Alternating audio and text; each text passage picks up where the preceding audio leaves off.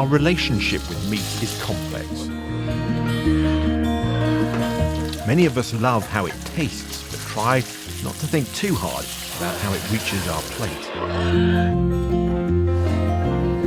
Of the cost in terms of the planet, animal suffering, and a whole lot more.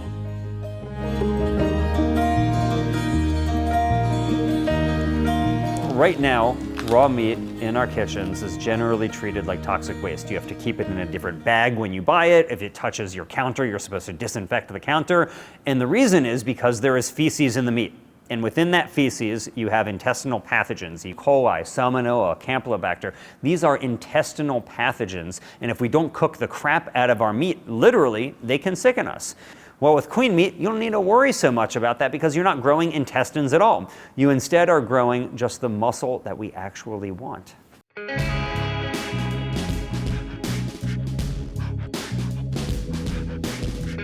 In San Francisco and Silicon Valley, there's a race going on. Some of the biggest players are investing in the search to make commercially viable clean meat. That is, meat that is grown in a bioreactor rather than on an animal, but is in every other way identical. Clean meat is real meat that is grown from animal cells rather than from animal slaughter. So right now, we have the capacity to take a sesame seed-sized biopsy from an animal. And inside of that tiny biopsy, there are millions of cells. And when you put those cells inside of a cultivator and make them think that they are still inside the animal's body, they do what they do best, which is grow into muscle. So this isn't an alternative to meat, it's not a substitute to meat, it is real meat, simply without the need to raise and slaughter animals. This is one of about half a dozen companies in the race to develop clean meat. They're called Just. They invited me in to see how they're doing, although there were parts of the operation I wasn't allowed to film. The first question I had is, if meat is so problematic, why not just try and give up altogether? More people are eating meat today than yesterday. So we talk about the plethora of plant-based restaurants that are popping up. Bullshit.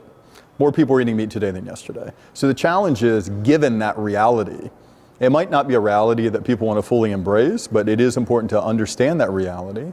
How do we deal with it, right?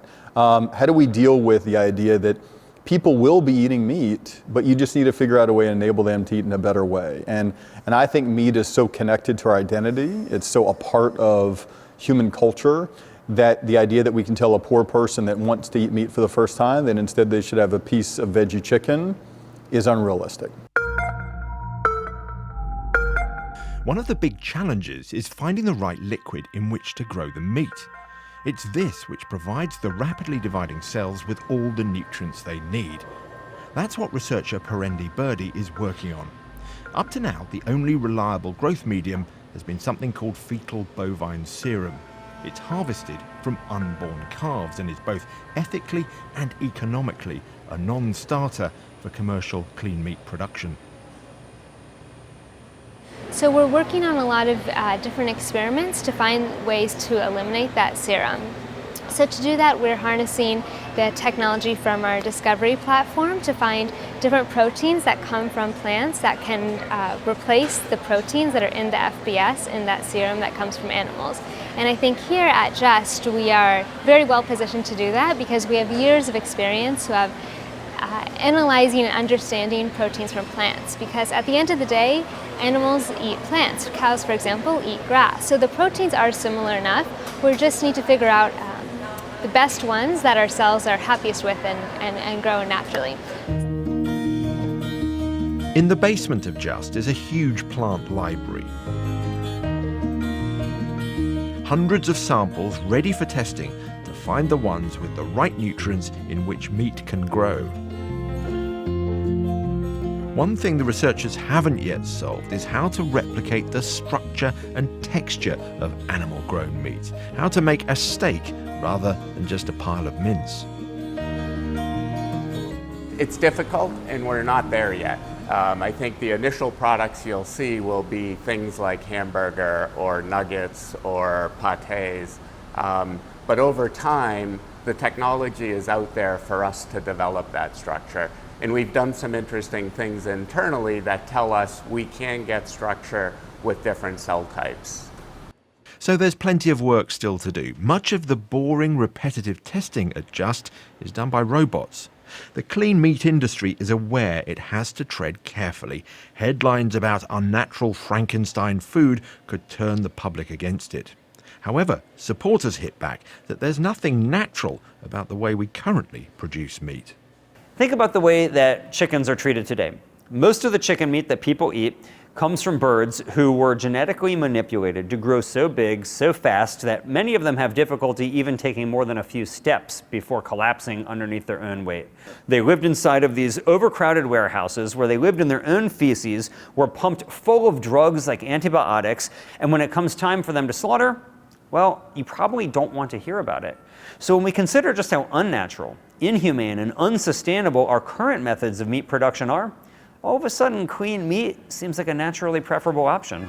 I'm going to make the best chicken nuggets ever. Wake up. Just has made a prototype clean meat product. Chicken nuggets made from cells taken from a chicken still very much alive and well. They promise commercial sales will begin in a small way by the end of the year. We are all, it seems, going to have to get used to some familiar yet strange foods in the coming years. Let's pretend. I think in the beginning you do have to educate. You do have to say, here's what clean meat is. It's decoupling this idea of eating meat and eating an animal. Here's how we do it, transparently, openly, safely. Here's what conventional meat consumption is. Conventional meat consumption isn't a nice cow grazing a beautiful field with a sunset with a smile on his face. We might want to believe that's conventional meat production. It's not. And so you have an option here, which one you think aligns with your values the most, which one makes sense. But I do think the difference of it, it's a cell line, it's nutrients to a cell line, it's a bioreactor. These terms are new. And I think it's just a process of letting people into it. Paul McCartney has a great quote, if factory farms had glass walls, everyone would be a vegetarian. I think clean meat facilities should have glass walls. There are many hurdles still to overcome, but moving away from relying on animals for meat has the potential to be an extraordinary step forward for our species and quite a few others as well.